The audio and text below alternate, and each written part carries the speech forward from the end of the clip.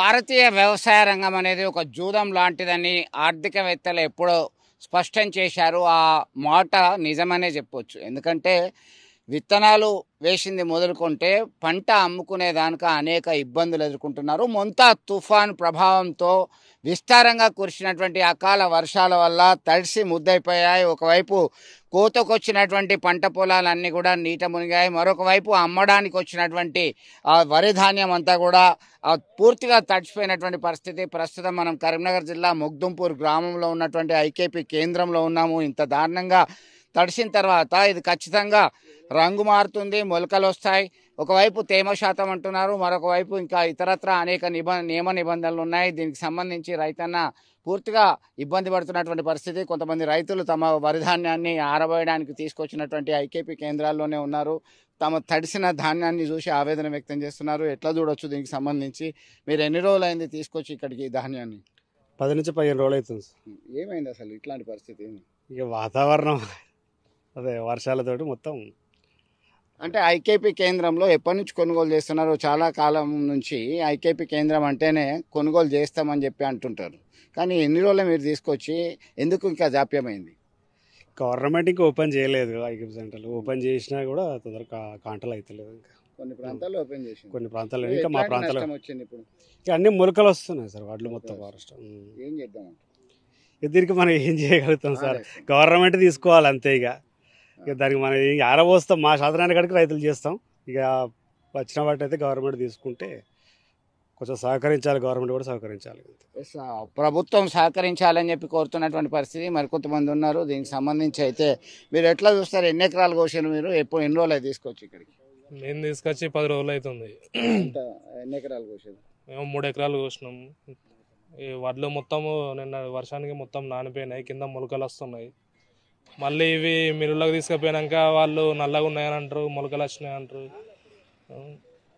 ఎలాంటి ఆంక్షన్ లేకుండా ప్రభుత్వం వడ్లు కొనాలని మేము కోరుకుంటాం. 4 ఎకరాలు వేసిన కౌలుకు తీసుకొని, 2 ఎకరాలు మొత్తం మొలకలు వచ్చి నాశనం అయినాయి. 2 ఎకరాలు కళ్ళంలో తీసుకొచ్చిన, చుట్టూ నీళ్లు ఉన్నాయి, జానెడు మందం మొత్తం నాశనం అయింది. ఎట్లున్నా కానీ కొనాలి వడ్డు. అంటే నష్టమైన తీవ్ర నష్టం ఉంది. ఇప్పుడు బాగా తీవ్ర నష్టం అయింది ఘోరంగా. ఇప్పుడు ఉన్న వారి అయితే మొత్తం సాప చుట్టినట్టు నీళ్ళ దేవులు ఆడుతుంది అడ్డం పడి. ఒకవైపు ఏమో మీకు కొయ్యని వారేమో దేవులు ఆడుతున్నది, పడిపోయింది. కోసిన వడ్లేమో నానిపోయి మొలకలు, నీళ్ళ మొలకలు వస్తాయి. అంతే. మరి కొనమంటే ఏమంటారు వీళ్ళు? కొనాలి, ఎట్లనే చేసి కొనాలి, ఎట్లనే చేసి ప్రభుత్వం కొనాలి. కొనపోతే మాత్రం రైతు ఇక నష్టమే, చచ్చుడే కానీ ఏం లేదు. మొగ్దుంపూర్కు చెందినటువంటి మరొక రైతు ఉన్నారు. మీ పేరేంటి? ఎంత కోసిండ్రు ఏంటి అసలు మీరు? నా పేరు ఐలే. 7 ఎకరాలు వేసినాం, 3 ఎకరాలు కోసినాము. ఇక మొత్తం వారం 10 రోజుల సంది తడుచుకుంటా, రోజు తడుచుకుంటా, ఎండుకుంటా, గిట్లనే కుప్ప చేస్తాను. ఈ రాత్రి నిన్నటి వర్షానికి మొత్తం తడిచినాయి, మొలకలు వచ్చినాయి. ఆ మొలకలు వచ్చిన తడిచిన ధాన్యాన్ని అయినా కొనాలి. మొత్తం ఉన్నది 4 ఎకరాలు మొత్తం పడిపోయింది. కింద పడిపోయినా వాటి నల్లబడ్డ కానీ మొలకలు వచ్చినా కానీ గవర్నమెంట్ ఖచ్చితంగా కొనాలి. కొంటేనే రైతుకి ఏమన్నా అది అవుతుంది. ఇక కొనపోతే మాత్రం రైతు అట్టిగా ఆగమవుతాడు. ఎలాంటి ఇబ్బంది లేకుండా ఒకవైపు రంగు మారినా మొలకలు వచ్చినా ఆ ధాన్యాన్ని కొనుగోలు చేయాలని చెప్పేసి వేడుకుంటున్నటువంటి పరిస్థితి. మొత్తం ఇదంతా కూడా నీట మునిగింది. ఒకవైపు తాము అమ్మడానికి సిద్ధంగా ఉన్నామనేటువంటి ఆనందం ఎంతో సమయం పట్టలేదు. ఇదంతా కూడా ఈ ఐకేపీ కేంద్రం అంతా కూడా జాల్వారిపోయినట్టుగా మనం చూస్తున్నాం, ప్రత్యక్షంగా చూస్తున్నాం. ఇవన్నీ కూడా దీని కింద అడుగు భాగాన మొత్తం నీళ్లు పోవడంతో ఇట్లాంటి పరిస్థితే ఈ వరి ధాన్యానికి వచ్చినటువంటి పరిస్థితి మనం గమనించవచ్చు. మొత్తానికి 1 రోజు 2 రోజుల లోపనే అంటే దాదాపుగా ఇది మొలకలు వస్తున్నాయి. ఇప్పటికే మొలకలు వచ్చేటువంటి పరిస్థితి మనకు కనబడుతుంది. దీనికి సంబంధించి అయితే దీనికి రేటు ఉండదు, కొనడానికి సుముఖత చూపరు. ఒకవైపు అనేక ఆంక్షలు ఉంటాయి. మాయిశ్చరైజేషన్ అంటున్నారు, మొలకలు వచ్చాయంటున్నారు, రంగు మారిందంటున్నారు.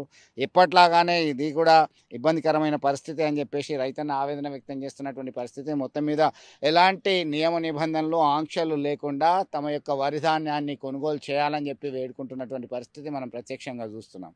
వీడియో జర్నలిస్ట్ సుమంత్తో కలిసి చంద్రశేఖర్, RTV, మొగ్దుంపూర్ ఐకేపీ కేంద్రం నుంచి. తెలుగులో ఫాస్టెస్ట్ న్యూస్ ఇప్పుడు కొత్త అవతారంలో 5 సెకండ్లోనే పూర్తి వార్తా సమాచారం మీ చేతిలో. సోషల్ మీడియా ట్రెండ్స్ మీ కళ్ళ ముందుకే live TV and voice search options తో ఇప్పుడే డౌన్లోడ్ చేయండి. యాప్ లింక్ డిస్క్రిప్షన్లో ఉంది.